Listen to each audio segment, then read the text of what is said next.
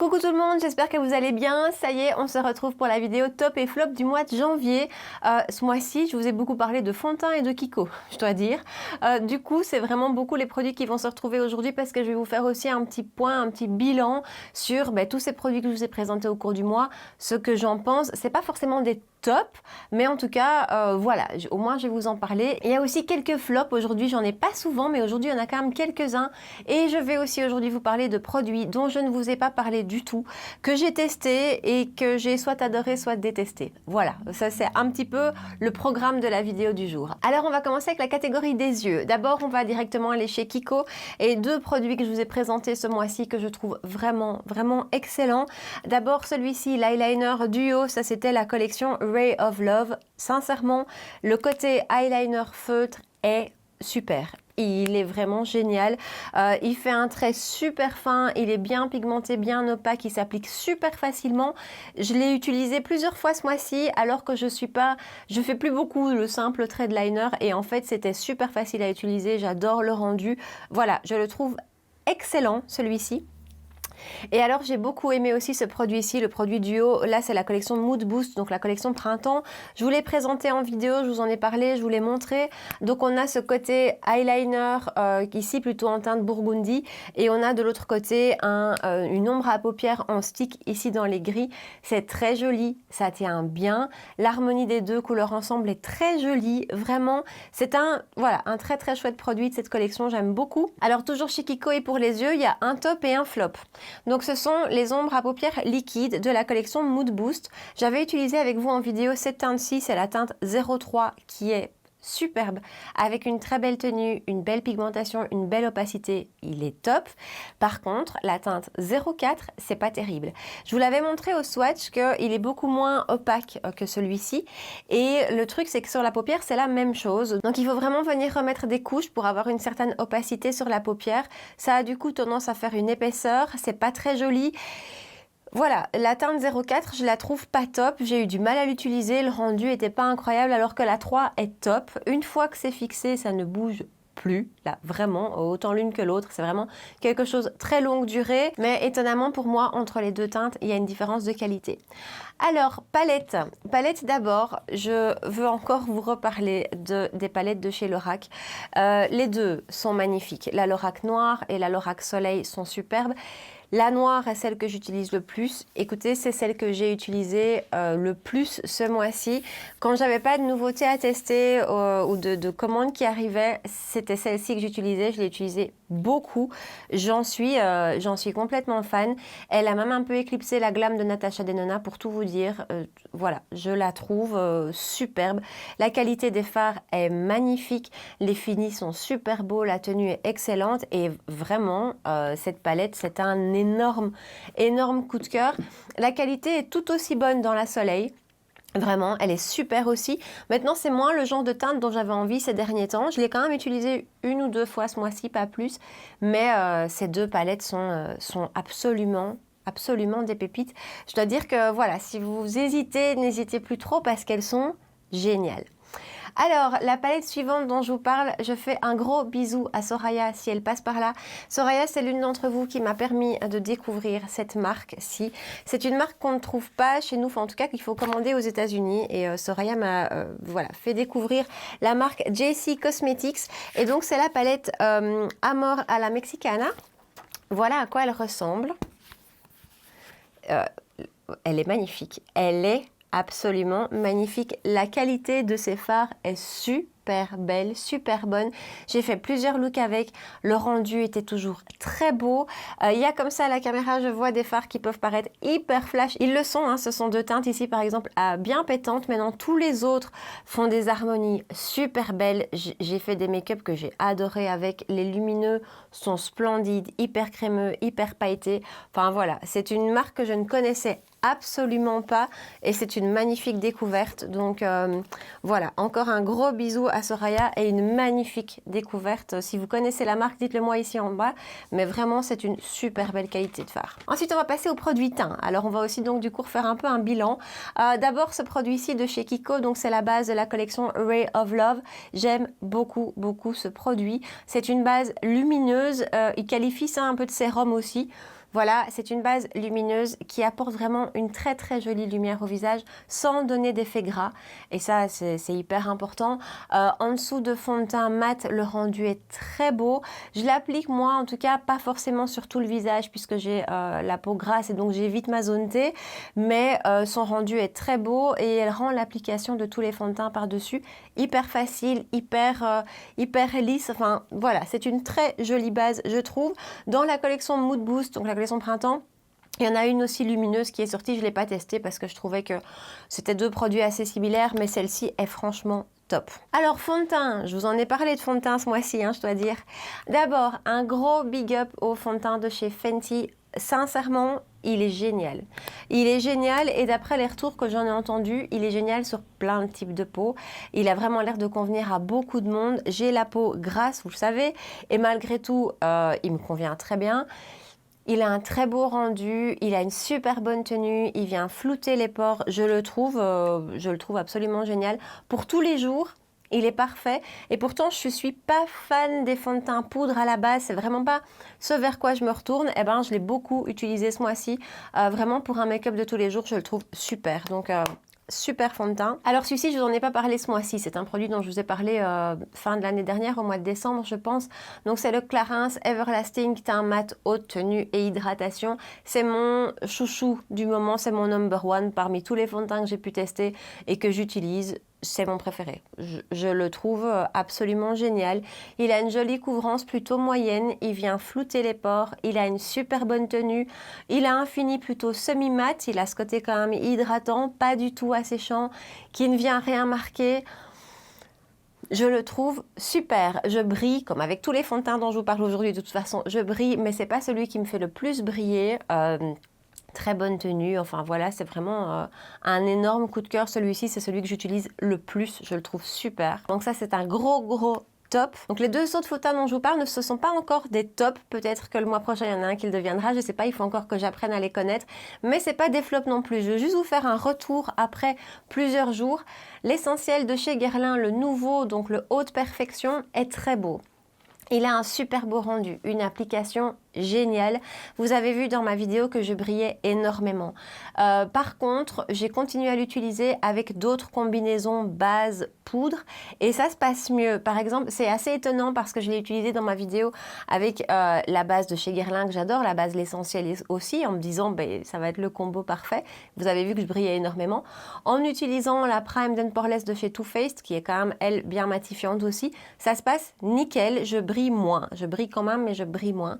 Voilà, c'est un très beau fond de teint. Je l'ai porté beaucoup avec le masque cette semaine. La tenue est franchement pas mal. Elle est franchement bonne. Il y a un tout petit peu de transfert, mais voilà, au bout d'une journée complète à l'enlever et le remettre, le masque, c'est normal. Je pense qu'il y a un minimum de transfert. Le rendu est très beau. Je veux juste continuer de l'utiliser, de le tester avec d'autres poudres et tout ça pour vraiment le qualifier de top. Mais je le trouve vraiment très beau. Et alors le Tom Ford dont je vous ai parlé en tout début de mois, donc c'est le Traceless Soft Matte Foundation. C'est un magnifique fond de teint. C'est vraiment un super beau fond de teint avec un très beau rendu. Voilà, toujours les mêmes qualités, facilité d'application, beau rendu, bonne tenue.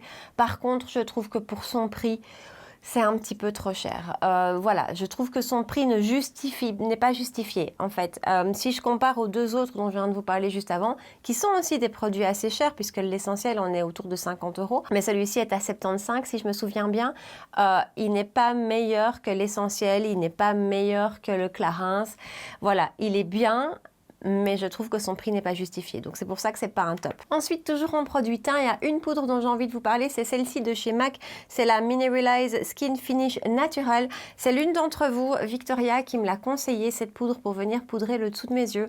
Et je dois dire que plus je l'utilise, plus je l'aime. Je l'utilise soit effectivement pour poudrer de manière hyper légère le dessous de mes yeux et le rendu est très beau, soit pour venir flouter les pores, et là elle est magnifique aussi, donc à la houppette pour venir flouter les pores.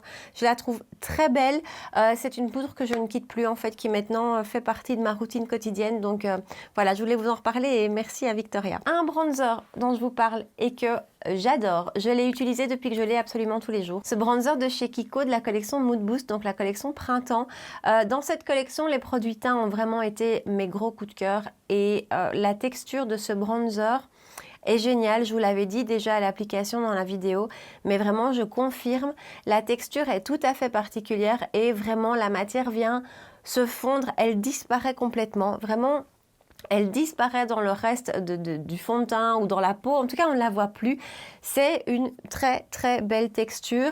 C'est vraiment entre la poudre et, j'ai pas envie de dire la crème parce que c'est pas crémeux, mais c'est une texture de poudre tout à fait différente, très douce, très peu poudreuse, voire pas du tout.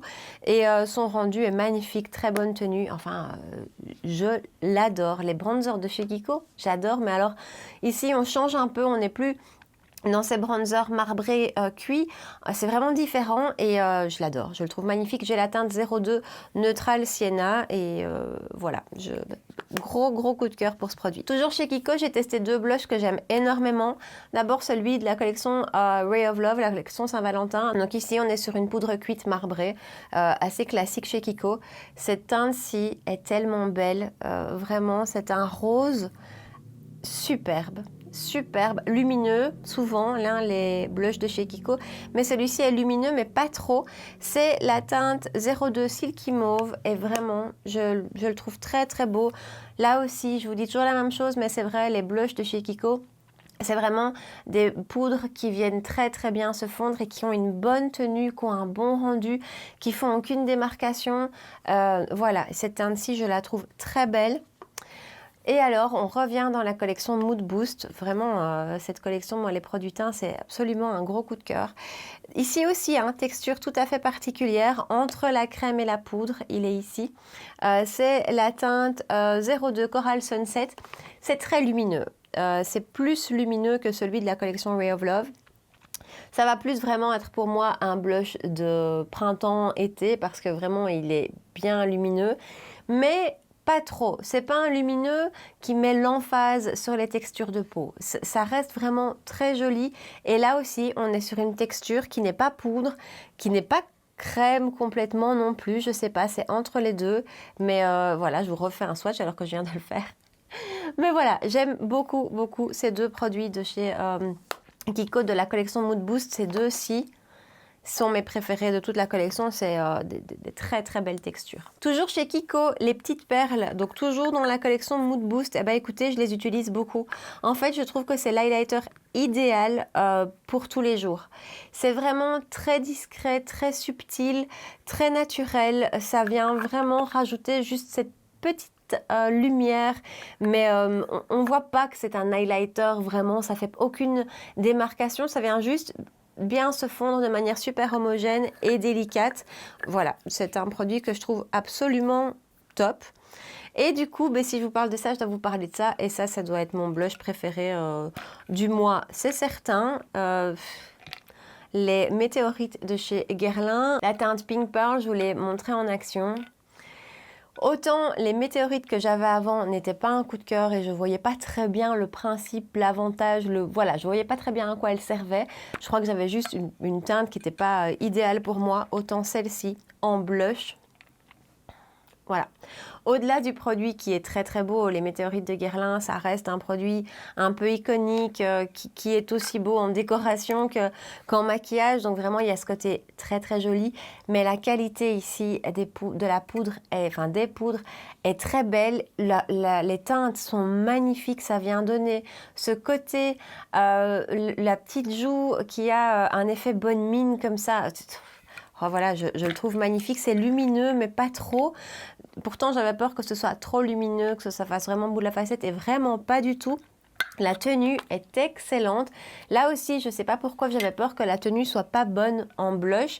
Eh ben, je l'ai porté plusieurs fois cette semaine avec le masque et ça tient toute la journée sans bouger. Voilà, ça c'est vraiment, je crois que c'est mon gros coup de cœur du mois avec le bronzer. C'est les produits que j'ai adoré utiliser ce mois-ci et que je vais continuer d'utiliser, ça c'est certain. Alors on continue avec les blushs. Et là, je vous parle d'un blush d'une collection dont je ne vous ai pas parlé et je pense que je ne ferai pas de vidéo dessus. Par contre, je vais vous parler des différents produits aujourd'hui. On est chez MAC et c'est la nouvelle collection qui est sortie pour le Nouvel An chinois. C'est la collection Moon Masterpiece dans laquelle il y avait un blush et franchement, ce blush est très beau. Les blushs de chez MAC, je dois dire que j'ai rarement été déçue, voire jamais. Toutes les textures que j'ai pu utiliser, je les ai adorées. Voilà, je le trouve très beau. La poudre est très fine. Il est légèrement lumineux. Je vous fais un swatch. Il a une très très jolie teinte pour l'été. Ça va être très beau. Cette texture de poudre qui se fond absolument à tout. Qui a une très bonne tenue aussi. Et alors la teinte, je la trouve juste super belle pour le printemps avec ce côté lumineux à l'intérieur. Je l'aime beaucoup. Et toujours dans la même collection, l'highlighter est très beau. Vraiment. Non seulement la poudre en elle-même avec ces poissons qui sont dessinés à l'intérieur, c'est très très beau, la poudre est très belle, c'est le Double Gleam et c'est une extra dimension skin finish, donc c'est vraiment ce fini que j'ai découvert récemment pour les highlighters de MAC et que je trouve sublime. C'est la même texture que les highlighters qui sont dans cette palette qui est sortie à Noël que j'ai utilisée des dizaines de fois. C'est le seul highlighter que j'ai utilisé pendant des semaines avant que je reçoive celui-ci. En fait, c'est la même texture de poudre et vraiment, je pense que c'est ma texture d'highlighter préférée. C'est absolument magnifique. Ça a un petit côté un peu effet mouillé, comme ça. C'est très, très beau. C'est moins subtil que les boules de chez Kiko, par exemple. Ici, on est vraiment sur un highlighter plus intense, plus présent, plus lumineux. Mais très beau, la teinte ici est vraiment très jolie et cette poudre est magnifique. Attention, si je ne me trompe pas, ce n'est pas une nouveauté, la teinte n'est pas nouvelle, c'est juste un repackaging. Si vous l'avez déjà, à moins que vous vouliez collectionner la poudre ici qui est très belle, voilà, je pense qu'il existait déjà. On arrive au bout des tops, je vais juste vous parler de 2 produits lèvres et après on va passer au flop. Alors, un top, on revient chez Kiko dans la collection Mood Boost, les You Make Me Matte Lipstick que j'ai pris en teinte 02, un très très beau pêche, ils sont super. Très bonne tenue, même sous le masque, franchement ça tient très bien. C'est mat, mais ça n'a pas du tout ce côté asséchant, c'est un mat agréable à porter, avec, je vous dis, combiné avec une super bonne tenue, donc ça je le trouve top. Et alors le second rouge à lèvres que j'ai beaucoup porté et que je trouve vraiment génial, c'est les rouges artistes de chez Makeup Forever. On en a déjà parlé ensemble, mais cette teinte 158 que je vous ai montré en vidéo, hein, c'est un rose froid. C'est Mimi qui en avait parlé et qu'est-ce qu'elle avait raison, Mimi. Ce rose froid est génial. Il va avec plein de make-up. C'est le rouge à lèvres que je mets dès que j'utilise une palette comme la noire de chez Lorac ou ma Glam de chez Natasha Denona. Dès que j'ai un petit blush un petit peu rosé comme celui-ci par exemple, c'est canon. Cette gamme de rouge à lèvres est vraiment super. Je dois dire que j'adore ces rouges à lèvres. Allez, on passe au flop. Ouais, c'est rare que j'ai des flops, mais là j'en ai quelques-uns. Kiko, collection Ray of Love, l'ombre à paupières mono que je vous avais présenté. Il n'y avait qu'une teinte, hein, c'est un petit duochrome comme celui-ci. Voilà, j'ai pas trouvé ça incroyable, ça n'envoie pas du lourd comme on dit. Je suis en train de vous faire un swatch. Voilà, on le voit pas forcément ici. Je vous avais dit que je le testerais par-dessus des fards plus foncés. C'est joli, mais c'est pas incroyable. Ça manque de pigmentation, ça manque d'opacité, ça manque de lumière. Voilà, ça pour moi, ça vaut pas le déplacement. Je trouve que c'est pas le plus réussi. Et pourtant, ils sont forts en mono, mais là, celui-là est pas terrible. Toujours chez Kiko, fuyez le baume démaquillant de la collection Mood Boost. Et pourtant, j'adore les baumes démaquillants, je ne me démaquille qu'avec ça. Il est parfumé, il sent très bon, c'est très chouette. Il est cher quand on fait un rapport qualité-prix. Moi, j'utilise le Clinique que j'arrive à payer avec les réductions. Je crois que je le paye aux alentours de 25 €. J'ai 120 ml. Ici, on a 30 ml pour 10 €, donc déjà de ce point de vue-là. Mais en plus, je l'ai utilisé une fois et j'en fais encore les frais. Ça pique très fort, ça brûle les yeux. Depuis que je l'ai utilisé, j'ai un œil qui pleure vraiment très fort tous les jours. J'ai du mal à récupérer, c'est irrité, ma paupière est irritée. Pourtant, il est bien précisé que c'est autant pour les yeux que pour le visage. J'ai persévéré pendant plusieurs jours, pas sur les yeux. Hein. Les yeux, j'ai essayé une fois et puis j'ai abandonné. Mais donc, j'ai persévéré sur le teint en me disant, je vais démaquiller mes yeux avec le Clinique et faire le teint avec celui-ci. C'est pas hyper efficace en plus, il vient pas vraiment fondre le maquillage aussi bien que le Clinique. Par exemple, j'en ai testé beaucoup d'autres, des baumes démaquillants, il y en a beaucoup que j'aime.